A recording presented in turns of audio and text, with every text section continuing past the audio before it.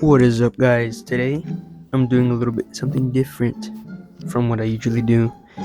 Yes, I know anything but work on the LT80, but I'm not gonna lie to you guys, it's already on wheels because filming is kind of hard when you don't have a cameraman. I know other people do it, but I'm not doing it for now. So right now I'm gonna rate the best four wheelers, like in a way, like if you see them out in the dunes, like how fast they would be. I mean, if how fast. All right, how they would perform in the dunes, because that's where I usually go ride. Starting off strong, the YFZ 450R. Let's just say all of these have paddles.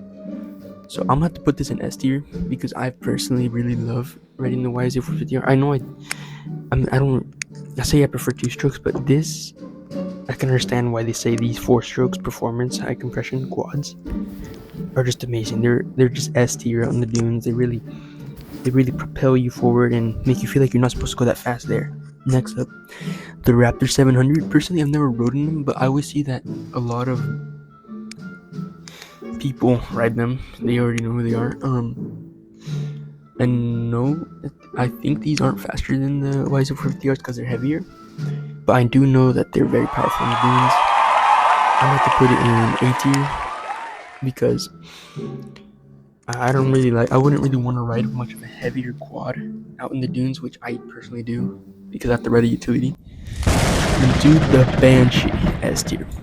The sound, the power, the cylinders, 2 cylinders, double the fun. Absolutely amazing. I love this thing. I haven't gotten to really ride one, but I know it's gonna be too much to handle when I get one. 3, I'm just gonna say for when I put the utilities, it's gonna be just speaking in general for all of the quads, like all the utility quads. And I ride personally a utility quad. I don't ride the Grizzly, but I know Almonds does, and this is the Grizzly. And if you know, you know. So I'm gonna have to put it at C tier. The Yamaha Blaster, I've seen it out in the dunes, not really in the high ones. It's more something you just like take. It's a mid-sized quad, so it's not really making you over those big hills, and they're really light. They're easy to work on, and they're air cooled, which I really like all of it because it's just supposedly a reliable quad once you take off the oil injection. I don't really trust any oil injection quads out there, so I'm about to put this B tier. But I really do like it because specifically the models where they got rid of like the baby Banshee look, I used to like it better than the other one. But I think this specific model with the single headlight that's kind of like going in not tapering, cutting in. You know what's crazy? I'm gonna say that. Low taper I think it's fade. the better looking one. Next up we got the Yamaha Warrior 350, which is actually something I've always sought after. I've seen them at the dunes. They're the same thing as the Raptor 350. That's why I'm putting them on here. And these are amazing. They have enough power. I think they're a mid-sized quad. I'm not sure still, but they're heavier than the 250, which of course is going to be heavier because it's bigger engine. And overall, I think it looks different, better. I like the buggy eyes. I always like the buggy eyes on the quad. That's why I like the Banshee so much. But I haven't rode it, so I can't really rate something I haven't rode. I've seen them out there, so I'm about to put it in B tier. I know it's like, why are you rating something you haven't rode? Well, I know like almost the ins and out of these quads. Not all of it. I can't tell you specifically everything, but I know a lot about them. Number 2, we have the Yamaha Raptor 250, which dunes. I rode this there. It's light. It's really. A lot of people won't agree with me, but for me, it's pretty like tipsy. Because I turn it, I feel like the whole entire wheels kind of moving side to side. Of course, moving side to side, I kind of feel like I'm on 2 wheels and it's kind of riding the edge of the whole time. I've rode it at the dunes. They'll get you through it, but they won't get you as fast as like the 450s or bigger engines. I think this is like the funnest beginner dune quad you can have out there. So that's why, because this is the one I learned on. and which it made me a pretty good rider now. So But what the hell? not to toot my own horn, of course, but I'm about to put S tier. Next up, we have the TRX 250, which is actually differential driven, which I don't really like diff driven quads. Personal preference, I feel like you just can't do enough with them. I feel like they're more not fragile, but they're more heavy duty, which is good in a way. But this feels like, I feel like I wouldn't buy this personally. It's the same power really as the other 250s on the market, but it's more, I feel like it's more oriented for beginners, which is good. But I'm not really a fan of the differential driven ones, and it's kind of the same, because if it was this or 250 Raptor 250, I'm picking the Raptor 250 even though I'm Team Honda. But I'm not a fan of the 250 EX. I'm about to put the C tier. TRX 250R.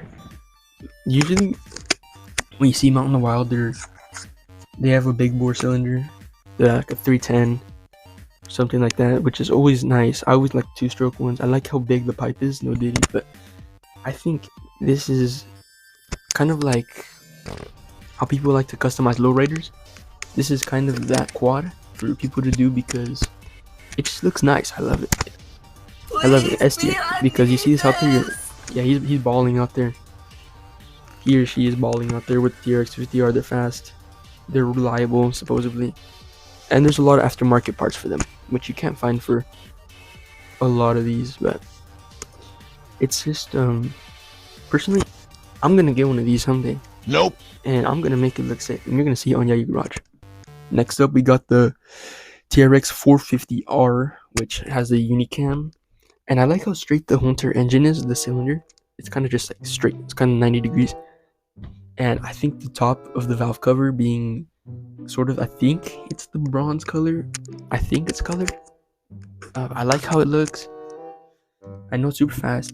The kickstart specifically, I like the kickstart because personally, when I'm out in the desert, I know all the things I have is electric start, but personally, I think I'd pick kickstart because it's just less electronics you gotta worry about and less fail stuff. But it is a Honda. Supposedly they're reliable. I see it being reliable. I saw the Michael Sable build on it, which looked absolutely sick. I'm about to put it A tier because you don't really see much of them out there. Personally, I don't see them. I will go out to Umpqua, other places, and I don't really see much of these. Usually see the YZs, the Banshees, and the Raptor 700s. I don't see much of the TRX 450Rs, which I wish I saw more, and I love it because it's just such a sleek quad. I love the thing, but I don't really like when they take off the front fairings. I think it looks kind of goofy, but that's my opinion. Next up, we got the 400EX. I love this thing. Bruh. Almost every single country has these, which is, I know you guys are like, well, why does that matter?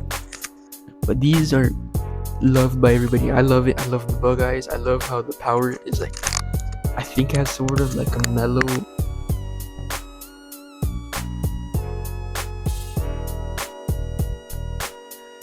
I think the 400 is just an all-around, like, if you're getting up there to the 450 ranks but you want to have something and you want to do it legitly, you go to the 400, you learn it, and then you move up to the 450, unless you just go to the 450. That's what I'd probably do. But I really do like this quad because it's just like they're reliable, and I think it's just an overall mess around quad, which is kind of something you would want in the dunes, because I want to have fun. I don't want to go over there and just be on my phone. That's not what I go there for.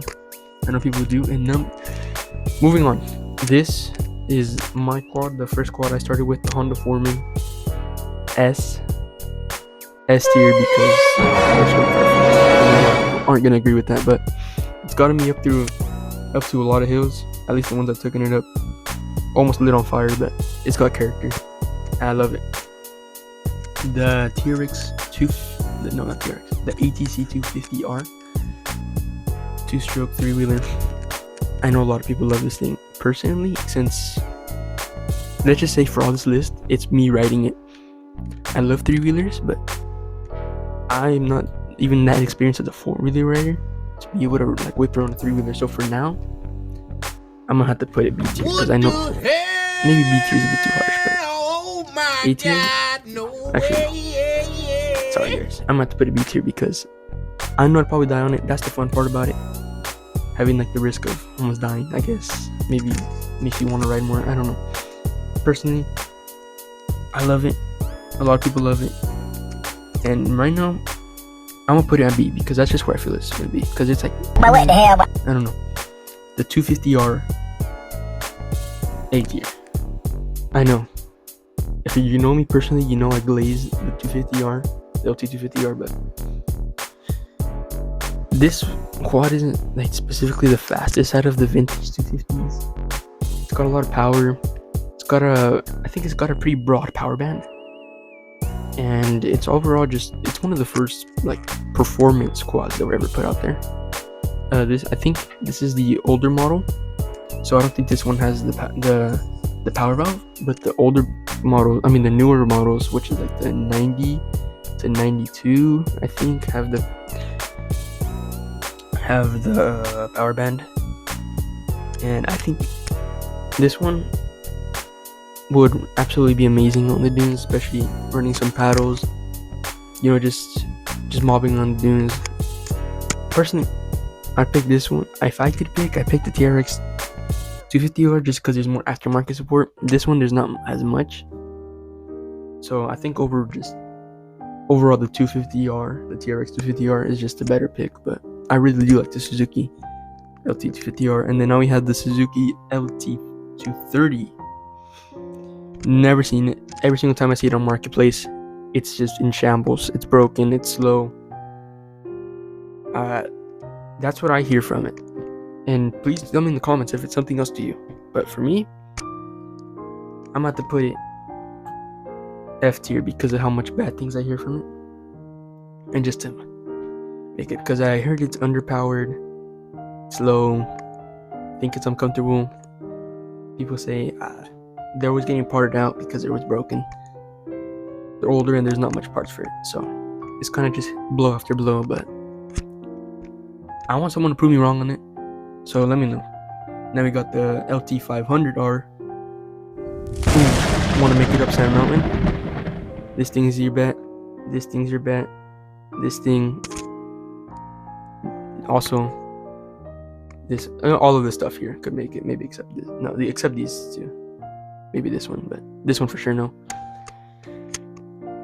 I love it because of the history it has, and there's nothing quite like it out there. A 500cc liquid cooled 2-stroke motor put into that 250R frame.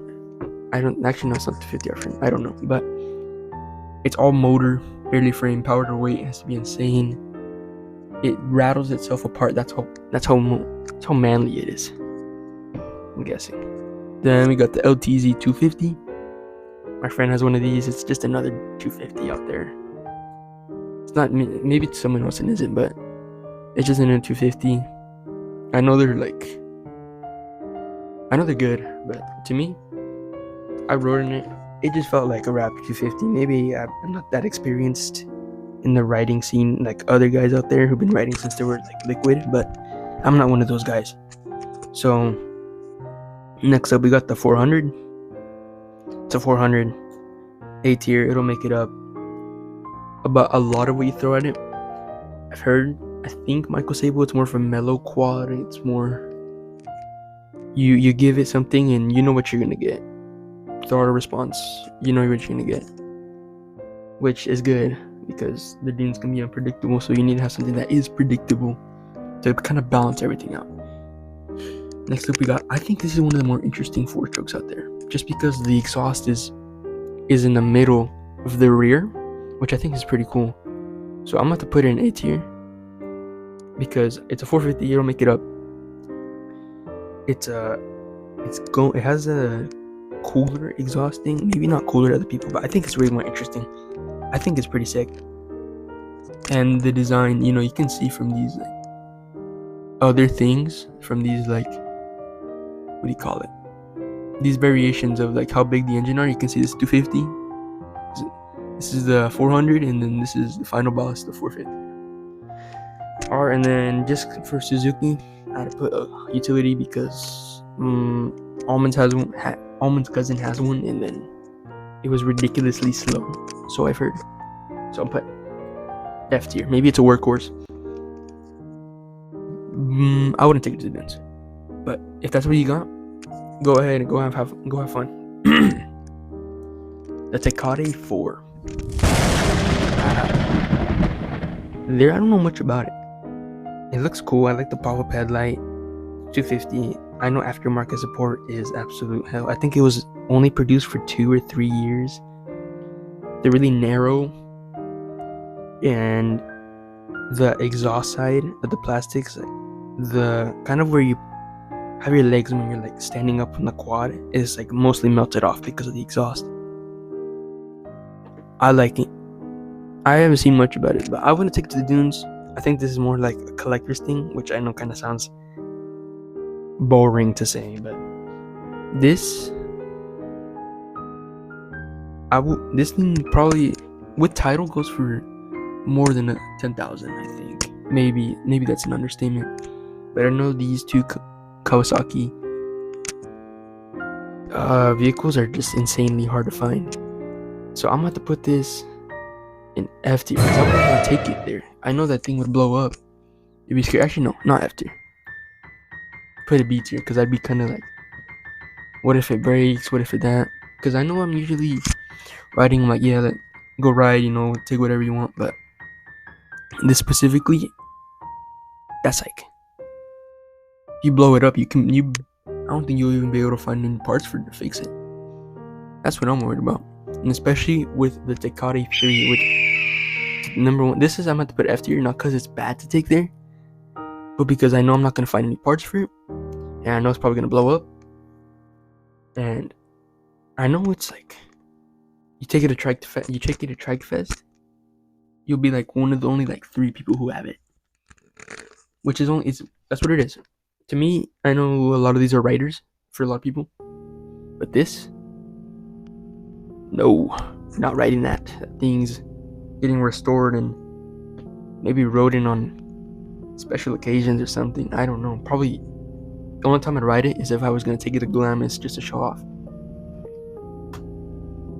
C tier. The KFX 450. I don't like the bug eyes. I know I said I like the bug eyes, but these look too wide apart, and they look kind of like, it looks kind of goofy. Which I know over here, look at this one. A lot of people say, I don't know if a lot of people say, I'm saying the Branchy looks like a praying mantis. Some of these quads look goofier to the people, but this one just looks like, it just looks plain goofy. I don't know what it is about it. I know it's powerful. I think it's the second fastest 450 fastest, second or third fastest 450 production quad out of the 4 Japanese brands. And just for that, I'm gonna have to put it B tier because I'm gonna need to see it probably without the headlights, and I want to ride it. I want to ride all this stuff that's in here, maybe except this because I used to have one. And then now we have the KFX 700, which is differential driven. Oh, I'm also missing the TRX 700, but that's whatever. I know this won't make it up, but I feel like it's kind of sluggish. Maybe it's not. I've never rode in it, but I know if Yamaha made a change-driven one, I know Kawasaki could have made it. So I think for that, I'm going to put it B tier because I think it could have been better than what it is. Next up, we have the KTM 525. Never rode in it. Seen it on sale. Don't know anything about it. I know this is more of a track quad, so you wouldn't take it to the dunes mostly. And for that, because it wasn't designed for the dunes, I'm guessing I'll put it on the screen if it was. I don't think it was. I'm gonna have to put it C tier. I know some of these are like, yeah, that's for the track. Some of this stuff's for the track. This one. The other stuff is look, that one's already got dunes behind it. I could probably be hearing some whats, but that's just where I stand. But what the hell? I know I wouldn't be able to find the parts. Specifically, now next up, talking about not being able to find parts, the Gas 300 quad. F tier. I'm not riding that thing in the dunes where if I blow it up, it's gone. It's getting restored before I even take it. Or it's getting fixed. It's getting al 100. So maybe F is too harsh, so I'm gonna have to put it C. But especially the 450, I'm gonna have to put it also in C because I would have fun riding it. I'd probably have fun riding it, but in the back of my mind, I'd probably be like, yeah, if this breaks, it's over. It's kind of like if you're riding someone's quad that isn't yours, and they have high hours. If you break it, then you probably have to pay them, or I wouldn't. I mean, I would, but it'd be kind of like, dude, my bad, I broke your thing. But it'd kind of be like tears, and you can't find any parts. Like the down quad. S tier. You know, like, what? No, this thing is something you're like in the parking lot or the trailer, like where you park all the trailers. You take it, kind of the flat ground, flat sand, whatever. You just mess around on it. And then the Kayo, F, because Kayo didn't have any creativity to make their own quad. They just copied the design on the 450R and kind of like the Raptor 250, which you can see with all these other quads is the other Japanese brands, the creativity that they had in their designs to make them. Maybe you accept a couple, you point it out for me, but that's where I stand. So let me know if I did good on the list, and I'll catch you guys in the next video.